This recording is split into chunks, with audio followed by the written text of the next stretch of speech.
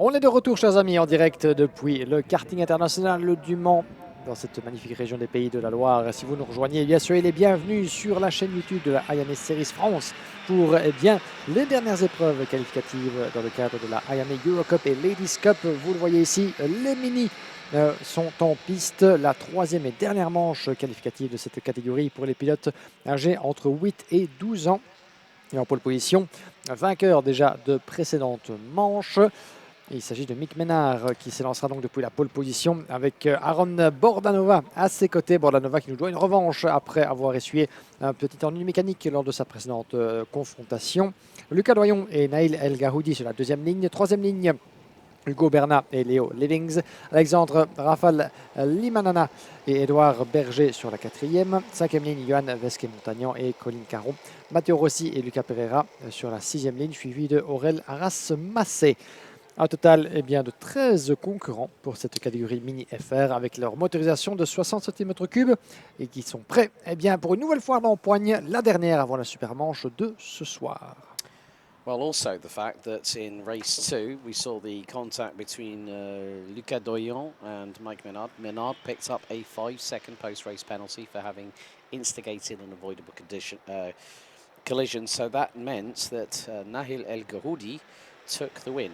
Lucas Doyon is equal with El Gahoudi on 88 points apiece. Mike Menard leads the way on 91. We've already had some of the intermediate classifications come through, which will I'll try and round up between the final heats for the Ladies' Cup and before we go into the final two races for seniors. But we're under starters orders for the final race for Mini FR 60 on Heats Day. Heat 3 is now lights out, underway, and a good start from Mike Menard. Good start by Doyon again, getting through on Bordanova, who on the outside line, you hung out to dry a little bit, to be completely honest with you, but they're nearly three abreast. They will be three abreast going into turn number 3, but one has to back out of it.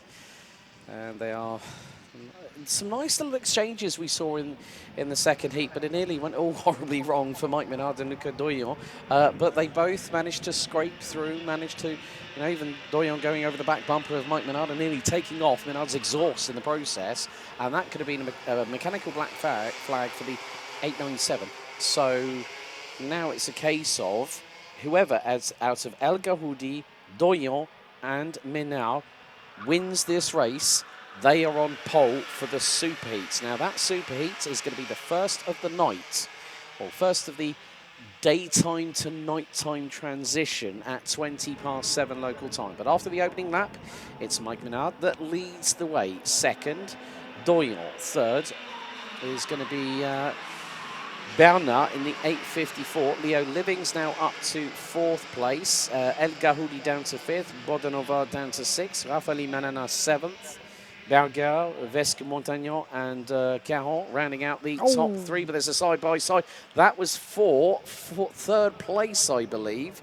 Was that Leo Livings that just made it through, or no? Je pense que c'était Édouard Berger, si je ne m'abuse, le 850. C'était possiblement plus loin dans la hiérarchie. On va vous confirmer ça d'ici un instant. Mais un beau dépassement, quoi qu'il en soit, si c'est le cas de la part d'Édouard Berger, mais plus loin dans cette hiérarchie du premier tour, du deuxième tour maintenant que nous entamons. Yeah, so it was, Hugo Berner's up into 3rd place. Leo Livings having a difficult second sector and did a 23.486. Over 3/10 slower than Aaron Bordanova and Nahil El Gahoudi, who ran at 6th and 5th respectively. That 2 in the books. Menard now back through, staying in the race lead. It's still a chrono kart 1-2, but there's an attack, and that is from El Gahoudi from Victory Lane, who just got through on Bernat. That's a opportunity and took it rather nicely, did the Victory Lane driver, up to 3rd place. Now, the name rings a bell because El Gahoudi is not a Spanish name. I would probably say Middle Eastern, maybe Lebanese, because I know of a Nahil El Gahoudi that I commentated on last December. So I will take a trip to Victory Lane during the dinner break and have a chat with the driver and hopefully the father that might be here, because if it is who I think it is, I know exactly who it is. But El Gahoudi is in competition for this pole position slot. But Menard, Doyon and El Gahoudi, if it stays like it is, that's how the top three will line up. Because it's 50 for a win, 44 for second, 41 for third place, 38 for fourth. So El Gahoudi's got to be really, really defensive round about now, unless the victory lane driver manages to claw a little bit of pace. But with what we've seen from Nina and Doyon, they have literally been the stars of the show at the moment. 6 minutes 30 plus un tour pour cette épreuve qualificative, la dernière de la catégorie mini. Et Mike Ménard, effectivement, qui nous doit une petite revanche, alors que ça se bat très très bien dans le deuxième secteur. Là-bas, c'est pour le gain de la 5e position entre Aaron Bordanova et Leo Livings, le pilote de Bécart contre le représentant du TW Racing. Alors que les deux concurrents de tête, les deux leaders, eh bien, sont en train de s'écharper et surtout de construire un écart plus qu'intéressant. Presque une seconde à l'avantage de Mcdellar et Lucas Doyon. Vous les voyez à l'image vers le virage numéro 14 pour l'instant. Ça reste sagement en formation. Il ne s'agit pas d'attaquer pour Lucas Doyon. On est encore beaucoup trop tôt dans cette dernière manche. Il s'agit d'empacter les points et le résultat, la confiance qui va avec pour aborder évidemment cette super manche de la meilleure des manières. Un petit coup d'œil pour Mike Ménard, que vous avez entendu à notre micro précédemment, satisfait de sa performance, mais qui finalement, eh bien, il ne sera pas parvenu à conserver puisque Nail El Agoudi a hérité de la victoire sur tapis vert après une pénalité de 5 secondes. Donc oubliez ce que j'avais dit au début. Mike Ménard, toutefois, une victoire lors de la première manche. Il pense avoir fait la passe de 2, ce n'est pas le cas. Il pourrait toutefois aller chercher ce deuxième succès en 3 tentatives s'il parvient à contenir les assauts de Lucas Doyon jusqu'à l'arrivée. En tout cas, il n'aura que Lucas Doyon pour l'instant à se méfier puisque 1 seconde 3 à aller chercher pour Nail El Gahoudi en 3e position, ça me semble plus que ambitieux, sachant que nous avons encore 5 minutes et un tour à couvrir. Il reste du temps et de quoi, eh bien, pourquoi pas ouvrir des opportunités. Mais plus une seconde à ce rythme, surtout que Nail El Agouni doit défendre également contre les éventuels retours de Aaron Bordanova et de Leo Livings 4 et 5. Plus, voilà, ce n'est certainement pas une mince affaire, mais on sera attentif évidemment à l'éventuel retour du pilote Victory Lane depuis la 3e place. Well, at the moment, Maynard leading on 140. Well, it's going to be now less than that. Make that 1-3-5. Doyon. Well, that's going to be another quick mathematical equation. We'll go on to 1-3-8. So, effectively, if Doyon or Maynard win this race, even El Gahoudi. Now, El Gahoudi is down into 4th place, putting the Spaniard on 126 points. Je vous précise que Alex Goldschmidt est en train de vous parler tout en effectuant des calculs d'apothicaire, la calculette à la main. Donc, multitasking, mon cher Alex. Multitasking, what's that? God, I'd probably have a problem with that if someone said, yeah, you're multitasking. Yeah, well, I'm trying to calculate points because the thing is, seniors, we can't really do it. But for the other classes, it's a little bit easier. Once you've got 2 races in the bag and you know how the points work out, then we're going to have that same situation for the ladies. But obviously, Luna Claire is leading that with 100 points ahead of Roxanne Lantinga on 88. But nevertheless, Nahil El Gahoudi might do himself a little bit of a favour because every point you claw towards now helps you in terms of the final intermediate classification after the superheats. But at the moment, Doyon is on that precipice with 3 minutes and 25 seconds to go, plus an additional lap of getting that prize pole position. And that's one of the things you want. Doyon has always been on the outside, well, has been on the inside, but on road 2. But we'll want that pole position. We'll want that strategic advantage. And if Maynard finds himself on the outside of the front row, what happens? You get swallowed up by those inside. Ah, c'est toujours le risque évidemment en fonction évidemment du côté de la ligne d'où vous vous élancez en vue de la course la plus décisive, alors que pendant ce temps-ci, un drapeau d'avertissement pour le 894 Alexandre Raphaël Minana qui est pour l'instant en 7e position. Drapeau d'avertissement de la part de la direction de course, certainement pas la chose qu'il aurait voulu voir, en conséquence peut-être d'une manœuvre jugée pas forcément des plus fair-play à l'encontre de l'un de ses rivaux.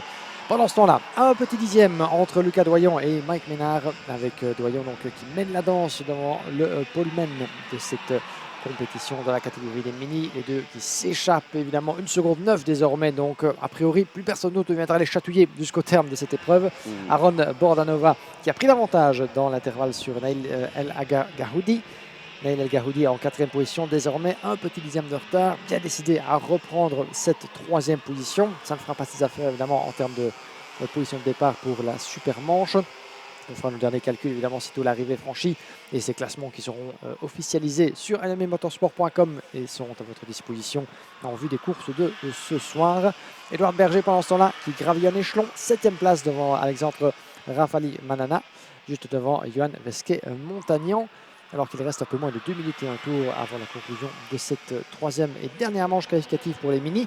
Puis restez bien avec nous puisqu'il nous restera évidemment la Ladies Cup et 2 manches seniors pour conclure les différentes rotations de courses qualificatives. Après cela, nous prendrons une petite pause d'1 heure et ce sera rendez-vous sur le coup de 19h15 en direct, on vous le rappelle, sur la chaîne YouTube de la Iame Series France. Donc gardez le live bien évidemment ouvert sur une de vos fenêtres. Restez bien avec nous. 19h20 sur jusqu'à 22h30 si tout va bien pour 9 manches qualificatives qui promettent énormément en termes de bagarre dans chacune des catégories. 3 manches, super manches pour la catégorie senior. Nous avons un drapeau jaune juste devant notre position à la sortie du virage numéro 7 dans le secteur 2. À des pilotes là-bas, mais plus de peur que de mal, qui s'est retrouvé dans le mauvais sens après un contact. Ça se passe dans le cœur du peloton. On y reviendra, mais c'est reparti sans trop de dommages là-bas pour le pilote en difficulté. Alors qu'en tête, alors que les secondes s'égrènent, Luca Doyon et Mick Menard sont toujours en seule explication. Les voilà qui repassent devant nous, toujours à l'avantage de Doyon, mais pour un intervalle qui grandit à peine plus de 2 dixièmes. Le meilleur tour en course pour Lucas Doyon, mais certainement pas suffisant pour déjà mettre la victoire. Yeah, right, so let's see. Someone is tumbling, and it is Matteo Rossi. I think that might have been the driver that dropped down the field. Yes, dropped to 12th position. But at the moment, Lucas Doyon in prime position at the moment. At this point, with 88 points in the bag after 2 successive second-place finishes like we had with the situation with Mela Taylor and KA 100-158. Even Ismail Farger managed to get 2 wins, but on points did not beat the person that was consistent. And consistency wins you events. Consistency also wins you championships. As the timer hits 0, the last lap of Mini FR60 heats are underway before the super heat later on this evening. And Lucas Doyon leading the way, still a chrono kart 1-2. It has been pretty much a chrono kart domination of this event. The 2 drivers, both from the same morning, both from the host nation France with Aaron Bordanova, and then the next nation, Spain, represented by Nahil El Gahoudi for Victory Lane, still running in 4th. That'll put him third on the provisional ranking after heats.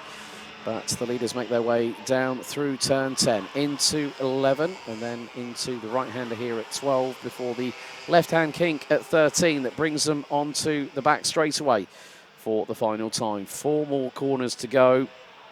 And will Minard try something here? Could be a possibility, but it's not close enough to facilitate it. 2 more corners to go. Make that one out of the final corner. And the winner and the person provisionally going onto pole position for the Super Heat. It's Lucas Doyon for Chrono Kart, winning by just over 3.5 tenths of a second. Aaron Bordanova and Nahil El Gahoudi ran at the top 4.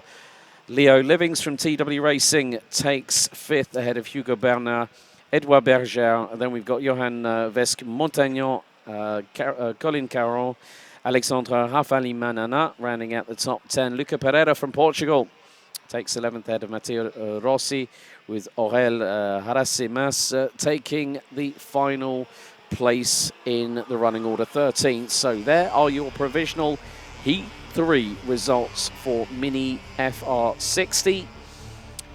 And we will see them in a couple of hours' time once everything's all been ratified for the first super heat of the Iame Euro Cup and Ladies Cup for 2024.